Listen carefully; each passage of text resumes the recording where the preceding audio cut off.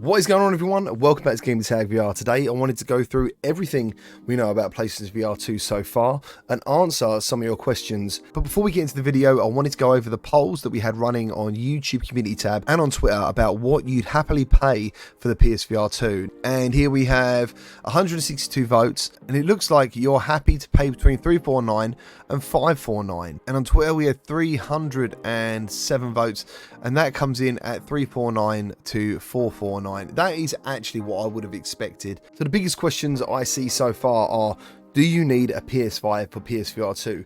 Yes, you do. The previous generation was a PlayStation VR and that was for PS4, but you can use it on your PS5 if you get this adapter. You will need to send off for this though. I can put the link in the description. You need to apply for it through Sony. Second up, some of you just want to know how to get a PlayStation 5. Now, I've managed to get a few PlayStation 5s, not all for me, for my family and stuff, by using Twitter. Now, some of you don't want to use Twitter, you don't like social media. There are stock info sites on there. IGN even do a deal site.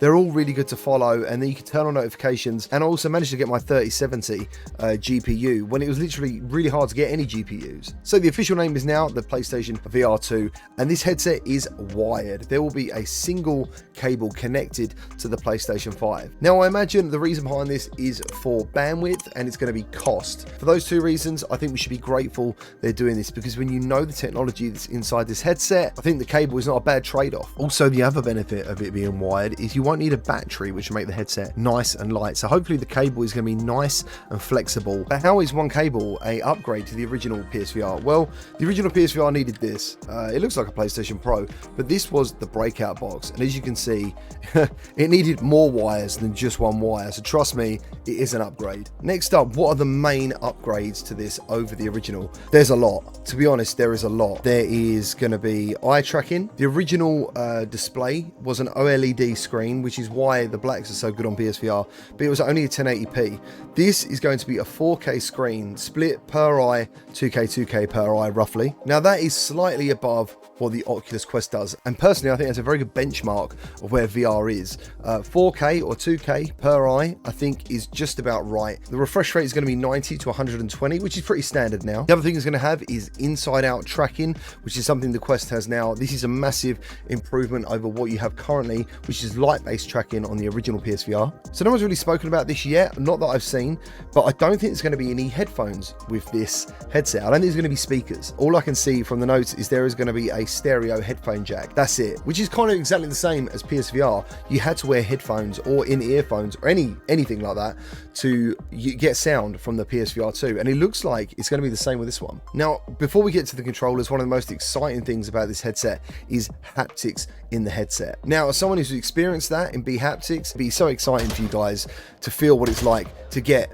and I hate to say it, get shot in the head or punched in the head. Either way, it feels absolutely brilliant to experience something like that in a game. We also have eye tracking, which I think for the person using the headset won't necessarily notice it. Hopefully, that's the idea of it, is that when you look around in the game, it knows where you're looking, and it basically focuses all the PS5's graphical power into exactly where you're looking and not around the outside. So it'd be like Foeveated rendering on the outside. With the eye tracking, you will always see the best detail all of the time. That is how I understand eye tracking. So when it comes to the controllers, they look like they're going to be the standard PlayStation button setup, but it's going to feature a 3-axis gyroscope, a 3-axis accelerometer, capacitive sensors, finger touch detection, which is what I mentioned in my other video, where basically if you're holding a controller, you can put your fingers on those buttons or on that joystick, and it will know where your fingers are before you've even depressed the button or the joystick. What this means is when you're in virtuality and you make a fist or you pick something up, for example, maybe you're only going to be needing like the grip button on the controller to pick something up, not the whole hand. The whole hand will come across it because your hand will automatically make that motion. And the last thing to mention is IPD.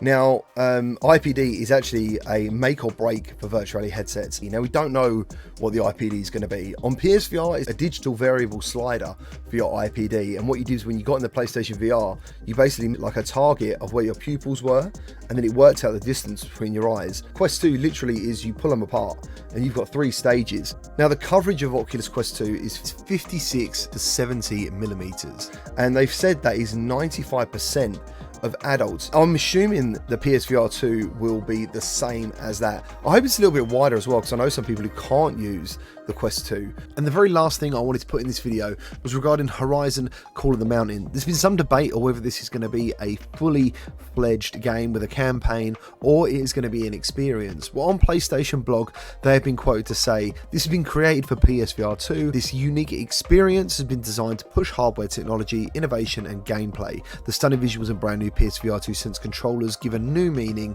to being fully immersed into the world of Horizon." It also goes on to say this story will be told through the eyes of an entirely new character. You will meet Aloy and other familiar characters along the way. Now, personally, I believe this will be a tour de force of the PlayStation VR 2. It's going to show off the haptics, it's going to show off the controllers, and it's just going to show off the graphics as well. That's what I think it's going to be. We had already got Horizon Zero Dawn in virtual reality thanks to the Luke Ross mod, but to have it PlayStation would be absolutely fantastic. So that's it. That is everything we know currently on the PlayStation VR 2. So trust I'll put all my efforts into bringing you every single bit of PlayStation VR 2 content when it happens. Thank you ever so much for watching. Take care, guys. Bye-bye.